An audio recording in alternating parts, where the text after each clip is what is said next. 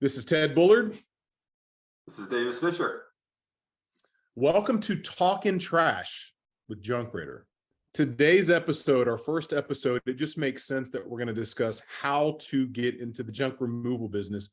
I would even say a good caveat would be, is this the right business for you? So we'll come back to that if we have enough time and have the energy to get into it. But let's start off with how to get into the junk removal business. Well, I think for both of us, the most thing I'd put my finger on the most would be just the fact that we're both entrepreneurs, and so we wanted to start something for ourselves, build something for ourselves where we weren't part of corporate America anymore. And so looking at different industries and what we could do, junk removal obviously I think had a pretty low barrier to entry, something if you didn't have much experience you could start, and obviously you definitely didn't have to be starting on a national scale or anything. You start local in your own backyard. So I think for me, and obviously you, when the idea was brought up and we started researching the industry, it looked very appealing for those reasons, right? It was low capital to get into it, being a services business, a home services business, figuring out and we still talk about it today, figuring out, what customers, when you walk up to their front door, what we could do better than probably other home service businesses. And it doesn't necessarily have to be junk removal, it could be HVAC or roofing or, power washing, whatever. And just thinking through the experiences that I had with, people coming to my home to do work, what I would do differently. And it comes down to a lot of just the simple things, which is, did you let me know you were on your way? Did you arrive in the window you said you would? Did you show up in uniform? Were you polite? Like all that stuff. And so when at least for me, when I was looking at the industry, that was kind of my view. So, hey, by the way, I'm just realizing how in depth we could get with just this one question. There's so much to it. You're right. So we'll stick to this one. I'm sorry. Go ahead. So I lost my train of thought. I'm sorry. Great. Well, let's do this because there's so much ground we could cover. Let's start at the very top. I think you raised the best question to start with for anyone that is looking at possibly getting into the junk removal business specifically. You said we're entrepreneurial. Well, there's a lot of people that they think they're entrepreneurial. And what I mean by that is everyone, for the most part, wants to be their own boss because they dream of not only making great money. Some people, it's like, I'd rather make less money, but work for me. That is always, I think, the biggest draw, the biggest allure. However, the other big one is just owning your own time. So I think that's critical to factoring in of, do you want to do this as an entrepreneur? Do you want to start your own business for those reasons? And here's the other big one. Can you do it though? And what I mean by that is not everyone is built for entrepreneurial lifestyle. There is a lot of stress that can come along with it. And you're either built for this or you're not. And there's so many people that you and I know and have met over the years that think they want this, but they're just not built for it.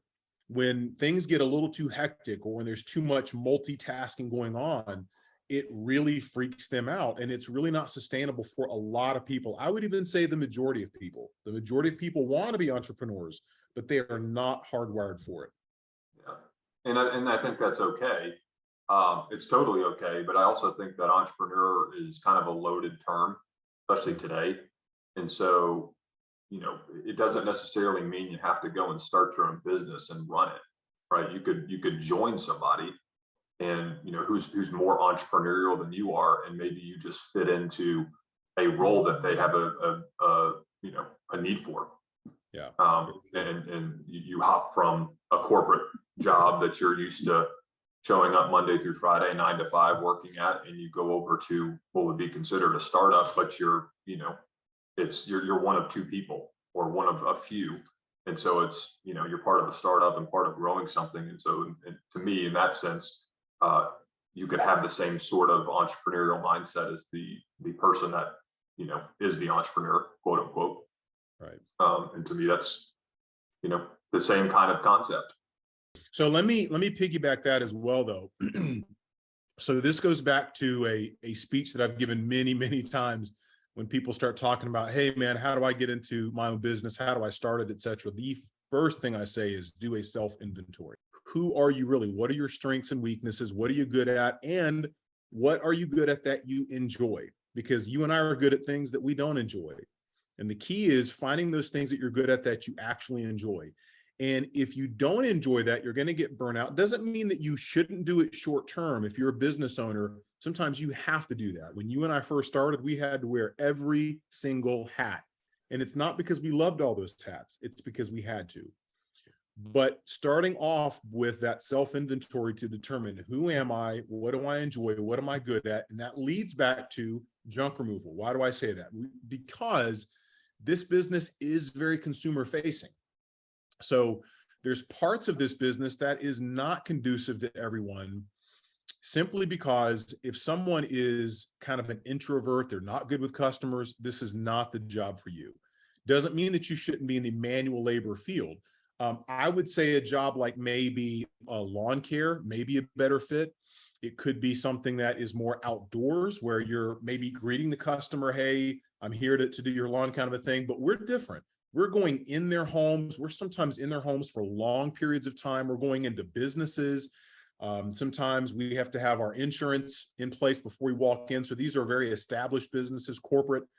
That's important. So really understanding who you are. Do you really want to interface with customers on a daily basis regularly?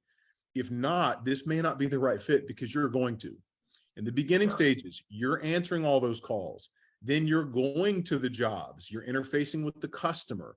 I was going to add to it and say that it's very, almost always on.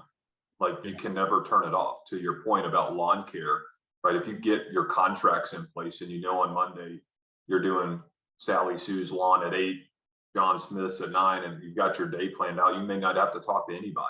That's right. You may have to answer a phone call or two, but you really don't have to interact with anybody. For us in this industry, you're always on. I mean, at least for us, I'm sure there's other organizations that shut it down on, at 5 p.m. and only light it back up at 9 a.m. And let me piggyback that one. Another one that makes this business so unique and challenging is if I've ever wanted lawn care and I called someone, I was not expecting them to drop everything and get there right now. In our business, that's the most common thing is how soon can you be here? I'd say at least 50% of our calls, they want us there immediately or next day.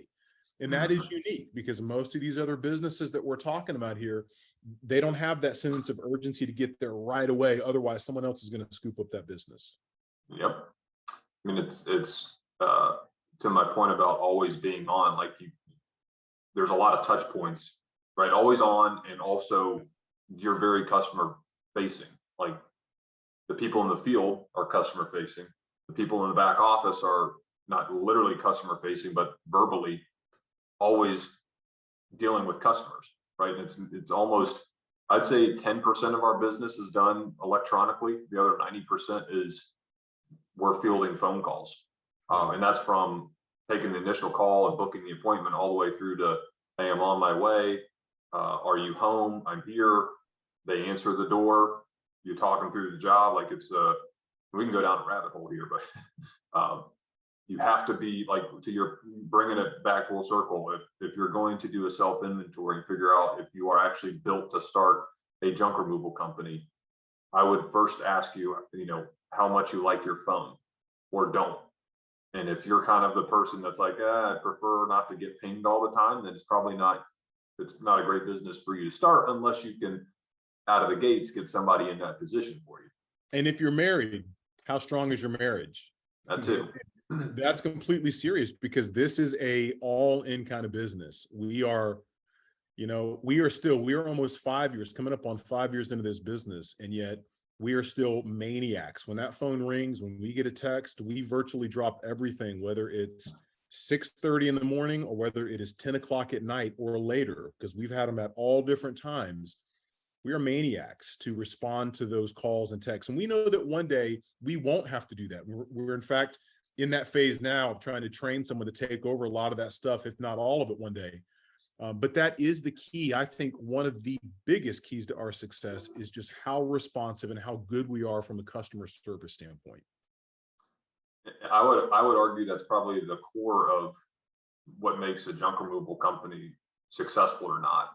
Right? You could maybe be half successful if you want to just kind of pitter patter around and have a business, but you don't make great money at it, or you're on sometimes, off sometimes. But if you look at the entire pie of a junk removal company and how it's run, right? The accounting, the software that you may or may not use, the types of employees you have, the equipment that you have, it's all important. But to me, at the heart of it, if you're not maniacal about your customers, and that's true for every business, but if you're not in this business maniacal about, I'm answering every phone call that I can possibly answer, I'm getting back to every email lead that I can respond to, and as quickly as possible, where you're not only quick to reply, but you're polite, you're thorough, you're transparent, you make it clear. I mean, we get, look at our reviews online. I mean, most of them are like, hey, we really enjoyed this company because they answered the phone, they were out same day or next day, they were extremely polite, I understood their pricing model, and the guys on site were great. Right? That's and they were hyper customer responsive. satisfaction. Yeah. So we've talked about now really kind of the self-inventory of the personality type or the characteristics that you need to have, should have, to get in this business. Let's talk a little bit about the budgets, because that's one of the biggest subjects this is going to come down to. One of the reasons, and you mentioned this earlier, that this business is so attractive for a lot of people to get into, or at least consider, is the low cost of entry. You can start with a truck and a trailer, and that's it. In fact, you can start with just a truck. You could start off just doing pickup truck beds full of junk. So if you already have a truck, or if you're considering getting one, or have the budget or the means to get a truck, and that's all you can afford, that really is all you need. You can start off and not look like you're the greatest thing in the neighborhood in terms of your setup, because people don't really care about that. It's junk. They just want it gone. So that is something that does make it very attractive. What are your thoughts in terms of just budget and the barriers of entry compared to other businesses? Well, obviously it's low. To your point, you can have a truck and a trailer, which, if you go out and get a decent pickup truck and take out a loan, right? You've got a few $100, maybe $500 or $600 a month payment on that. You've got a trailer that, you can find one for $1,000, $2,000 off Craigslist. That's another cost. And then, whatever marketing expense you start out with, contributes to that cost, but it's minimal. There's different avenues of acquiring customers. I think when we were thinking about doing this business, I remember vividly sitting in an office, right? And we're all gathered around and thinking, well, where do we get junk removal leads? And we were like, oh, I don't know. Maybe, you pick up the phone and call somebody, or maybe on Yelp, or Angie's List or whatever. And obviously now it's the biggest driver for a company like us who's been tenured this long is Google.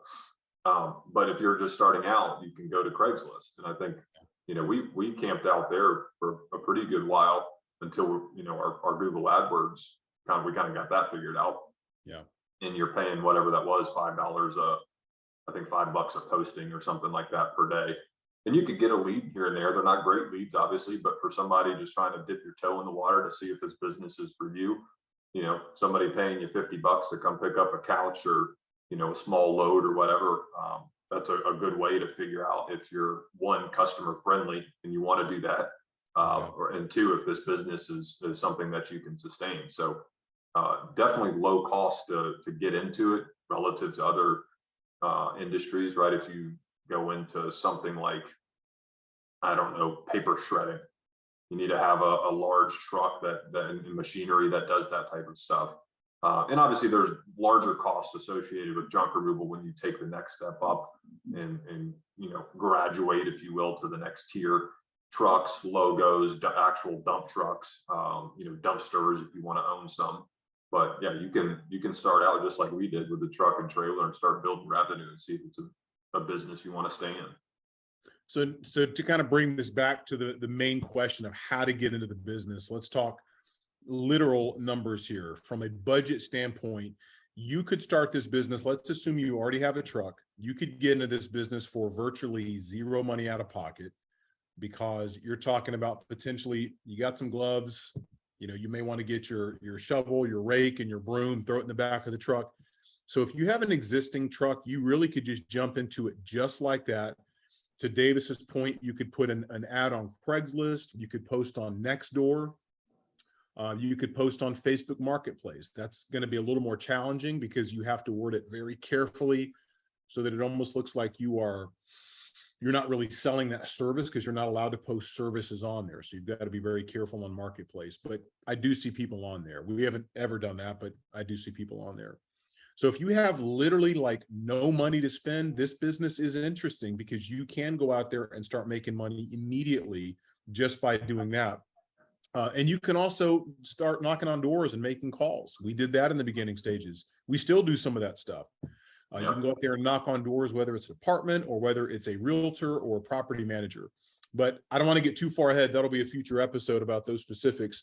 So from a budget standpoint, you can get into it for literally zero, or even better, if you have, say, 10 grand. I would say that's really a good number to start with, because then you can at least get a nice trailer, a dump trailer.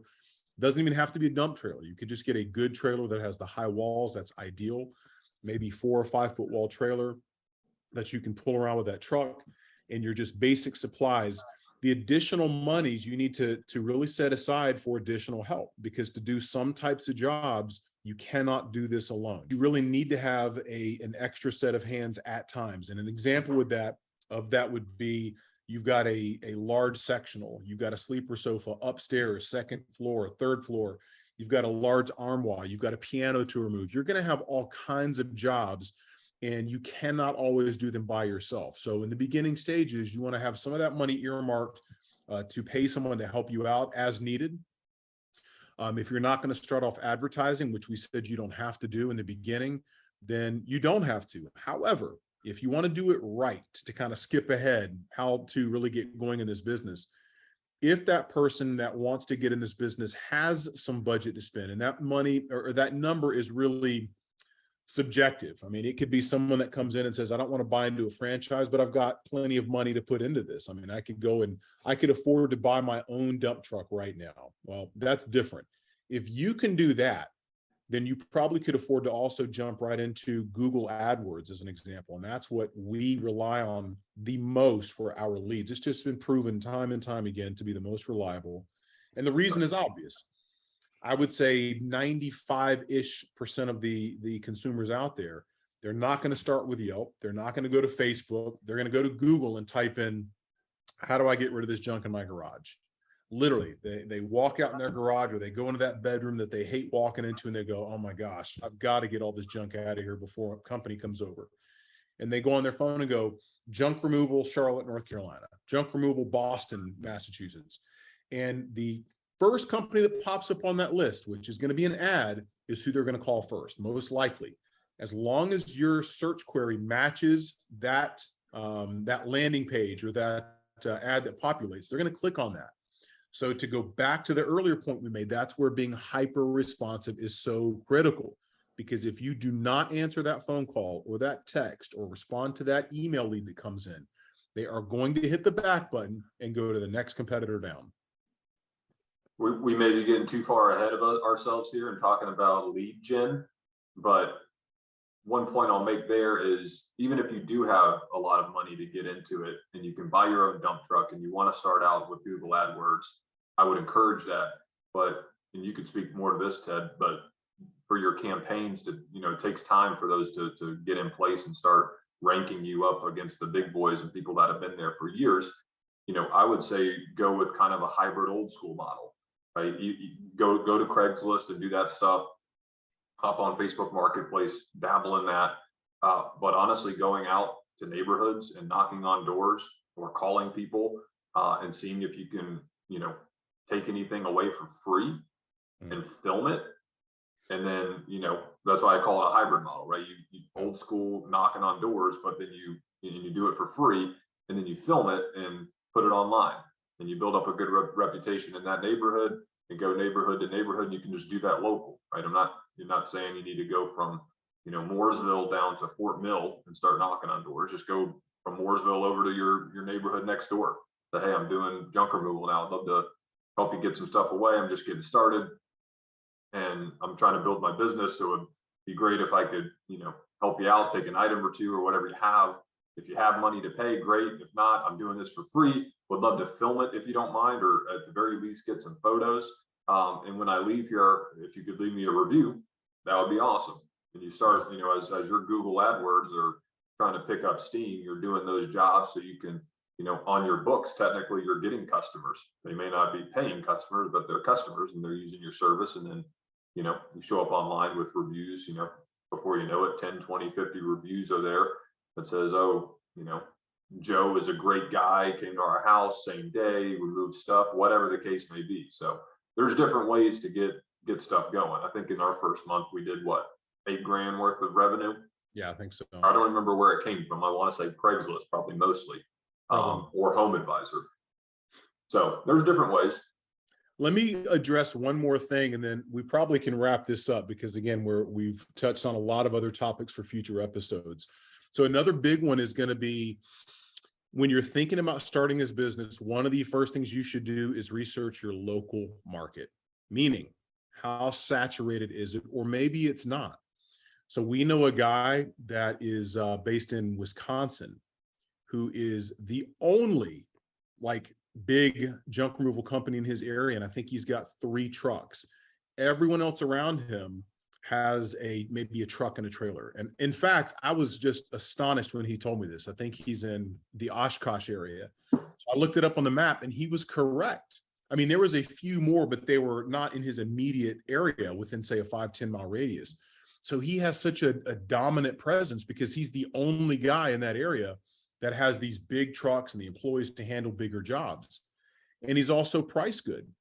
So that would be one of the first things I would advise anyone to do that is considering getting into this business is go to Google and type in junk removal providers, go to Google Maps and see who's out there, see what kind of reviews they have. Look at their pricing model if they have them. If they don't, call them and ask them.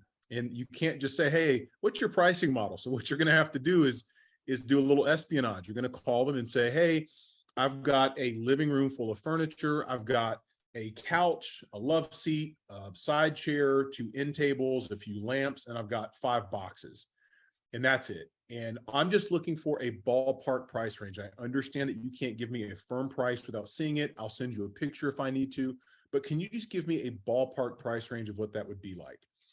And take that information, write it down, rinse, repeat times all the big competitors and the small competitors, the smaller ones, not every one of them, but a few small ones.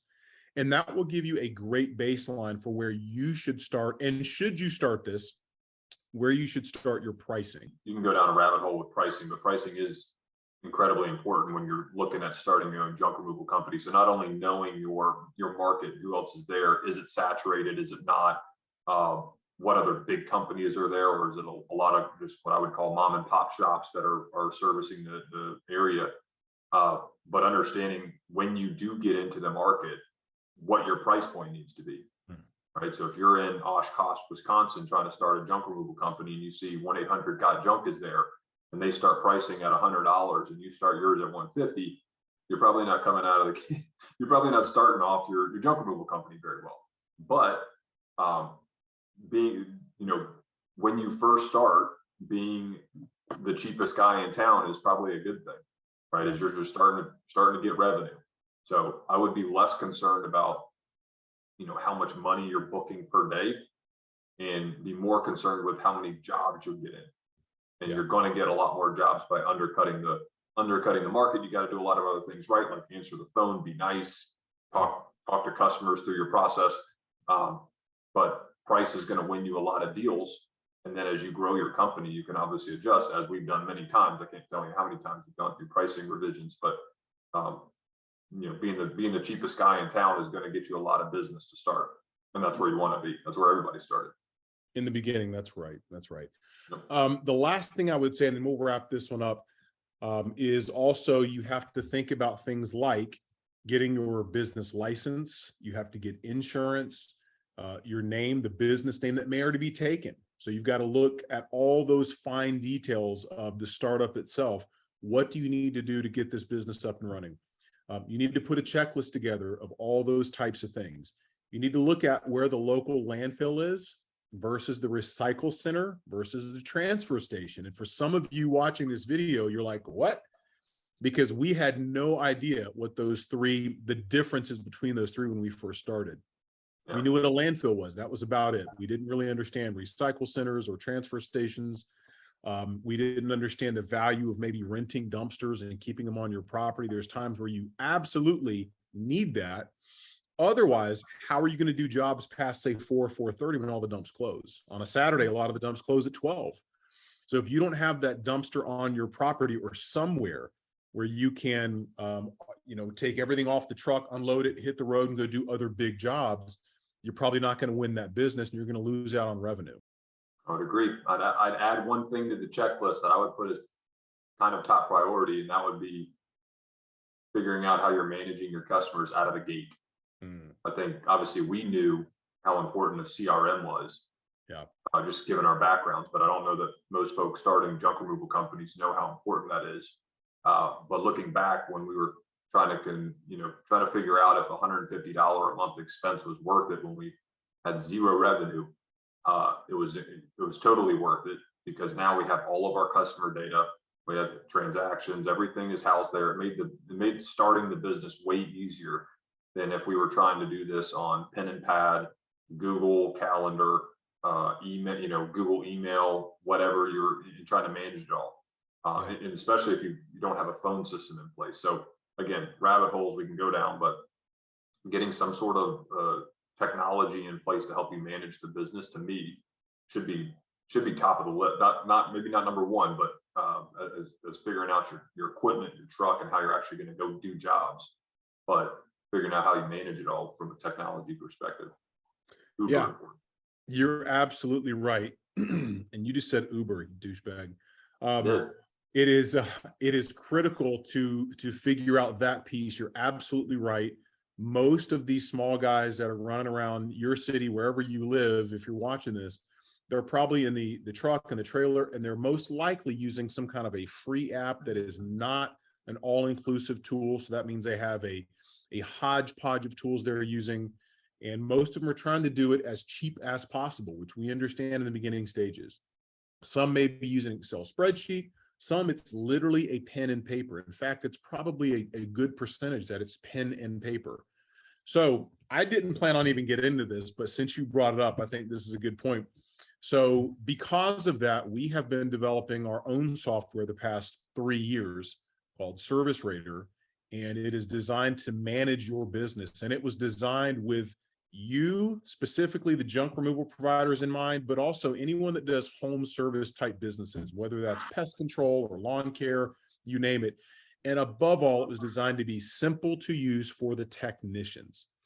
Us that are operating behind the scenes, that are working in the office and dispatching jobs, we typically appreciate more of those features than the person that is covered in dirt, carrying a couch up the stairs, loading stuff in the back of the truck, sometimes getting stressed out with road rage. We wanted an app that was incredibly simple for our teams to use, for our guys to use. And so that was really the core of, I would even say, the inspiration to build this, as well as cost. There are some great products out there. We don't even have to get into them. If anyone's done a quick Google search, they know the big players in that space, and they do a great job in terms of features, and it looks good. But most of them are very pricey, especially for startups. So that was also the mindset in developing this, was something that anyone can afford, that really scales to your business. But again, it's simple to use no matter who you are. So if you're interested in learning more, we actually are in the beta stages right now with Service Rater. We are using it as a beta customer. We have another customer that's testing it out as well. If anyone is interested in testing it out, it's free to try right now. If you like it beyond that, great. If not, no problem whatsoever. And with that, we're going to wrap up this episode. Davis, anything else you want to add? For today. All right. Look forward to the rabbit holes to come. Yeah, we're going to have a bunch of those. Thank you for tuning in, and be sure to subscribe. Click on that button down below. We look forward to seeing you in the future. And again, if you have a comment, if you have a question, if you hate Davis's hair, let us know and we will address that in future videos. All right. It looks fantastic, man. I actually love it. Thank you. All right. See you guys.